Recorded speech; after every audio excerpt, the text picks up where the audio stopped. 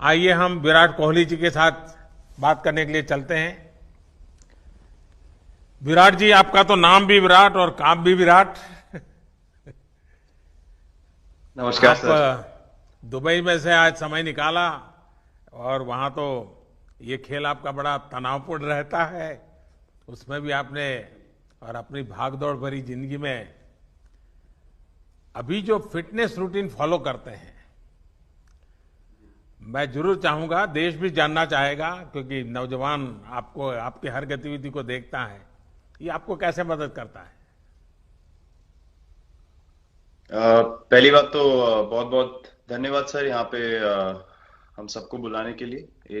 सब लोगों ने फिट इंडिया मूवमेंट के बारे में बात करी और इसके फायदे इसके लाभ हमको रोज अपनी डेली लाइफ में किसी ना किसी तरीके से दिखते हैं। सबने अपने एक्सपीरियंसेस बताए। मिलिंद जी ने भी बहुत अच्छी बातें रखी। बहुत इंस्पिरेशनल उनका भी काम रहा है, उनकी जर्नी रही है पिछले कुछ सालों में। मैंने भी बहुत ऑब्जर्व किया है। और मेरे खुद के एक्सपीरियंस में सर एक ट्रांजिशन एक्सपीरियंस करने को मिला मुझे कि जिस जिस पीढ़ी में हम खेलना शुरू हुए और जो उस समय खेल की हमारी डिमांड्स थी, वो बहुत तेजी से बदली एक समय के बाद। और मुझे ये एक्सपीरियंस हुआ कि जो एक हमारा सिस्टम बन चुका था, हमारा एक रूटीन बन चुका था, वो हमारे खेल के डिमांड्स के लिए सही नहीं था और उसे बदलना जरूरी था। क्योंकि हमारा खेल बहुत तेजी से आगे बढ़ रहा था और मुझे ऐसा महसूस हुआ कि हम कुछ फिटनेस के पॉइंट ऑफ व्यू से पीछे छूट जा रहे थे। हमारी स्किल में कभी कोई प्रॉब्लम नहीं थी। तो स्वामी जी ने भी बात रखी, आपने भी बात करी, मिलिंद जी ने भी पहले बताया। एक जो सेल्फ रियलाइजेशन की बात है कि आपको खुद से रियलाइज हो कि मुझे क्या बदलना है अपने अंदर।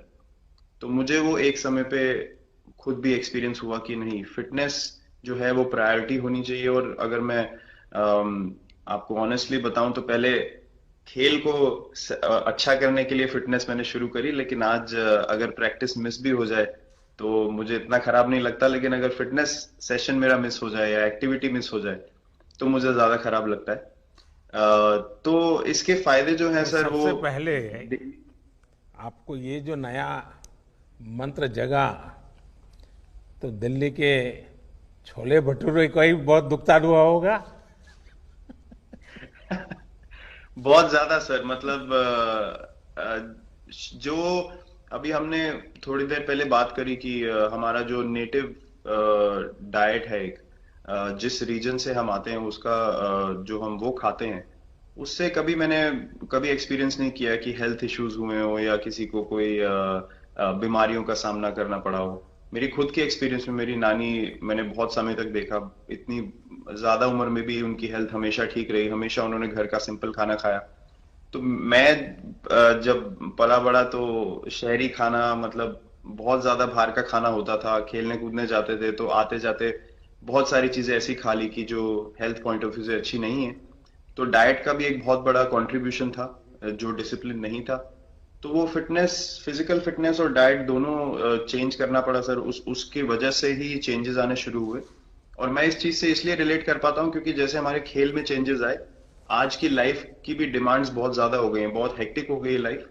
तो अगर हम अपनी फिटनेस को उस पेस के साथ नहीं रखेंगे, सिंक में नहीं रखेंगे, तो हम पीछे छूटते चले जाएंगे। तो अगर हम लोग अपनी फिटनेस को नहीं इंप्रूव करते तो हमारे खेल में भी आज हम बहुत पीछे छूटते चले जाते। क्योंकि आप सिर्फ अपनी स्किल पे डिपेंड नहीं कर सकते। आपका जो मेंटल स्ट्रेंथ है, वो आपका शरीर कितना तंदुरुस्त है और आपका दिमाग कितना तंदुरुस्त है, उस दोनों का एक कॉम्बिनेशन साथ में चलता है। तो अगर मेरा शरीर सपोर्ट नहीं कर रहा है जो मेरा दिमाग सोच रहा है, तो मैं जो करना चाहता हूं मैं नहीं कर पाऊंगा। तो मुझे आपके ये छोटे सामने छोटे कैलोरी चेंजेस। कम करने का भी तो चैलेंज रहता होगा और इतना बड़ा काम करने का भी चैलेंज रहता होगा। उसको कैसे हैंडल करते हैं।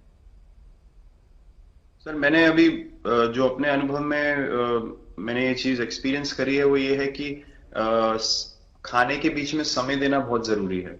हम लोग बहुत बार खाते हैं और फिर बड़ी मील के बाद वो छोटा छोटा खाते चले जाते हैं पूरा दिन। तो वो जो हमारा सिस्टम है, उसको कहीं प्रोसेस करने का मौका ही नहीं मिलता खाने को, और रात तक हम खाते चले जाते हैं। तो मैं जब छोटा भी था तो 11:30 12 बजे डिनर हो रहा है, उसके बाद मीठा खा के एकदम सो गए। कुछ एक्टिविटी नहीं, कुछ उसके बाद वॉक नहीं। तो आई थिंक ये छोटी छोटी चीजें जो है जो बहुत मैटर करती हैं कि आप अपने अंदर के सिस्टम को भी कितना समय दे रहे हैं उस खाने को प्रोसेस करने के लिए जो आप खा रहे हैं। तो उसके लिए अवेयरनेस बहुत जरूरी है कि आप किस वजह से कर रहे हैं। आप अपने आप को ओवरऑल फिट रखने के लिए कर रहे हैं या फिर सिर्फ वेट लॉस के लिए कर रहे हैं, जैसे अभी रुजुता जी ने बोला। तो प्रायोरिटी बहुत जरूरी है अपने दिमाग में कि आप आपकी इंटेंशन ठीक होनी चाहिए, फिर अकॉर्डिंगली आपके रिजल्ट्स भी वैसे ही आएंगे बाहर। मैंने सुना है कि इन दिनों टीम के लिए एक योयो टेस्ट हो रहा है। क्या ये कैप्टन को भी ये योयो टेस्ट करवाना पड़ता है कि आपको छुट्टी होती है? और योयो टेस्ट होता क्या है? क्या क्या क्या करना पड़ता है?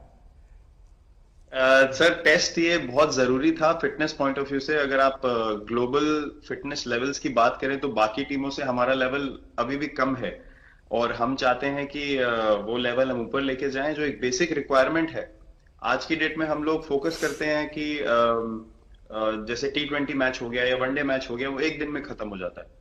लेकिन अगर हम टेस्ट मैच की बात करें जो 5 दिन आपको खेलना है, हर शाम को आपको वापस जाना है, अगले दिन फ्रेश आना है, तो उस पॉइंट ऑफ व्यू से ये फिटनेस जो स्टैंडर्ड था वो बहुत जरूरी था। और मैं सबसे पहले मैं ही जाके भागता हूँ, और ये कंडीशन है कि अगर मैं भी फेल हो जाऊंगा तो सिलेक्शन के लिए मैं भी अवेलेबल नहीं हूँ।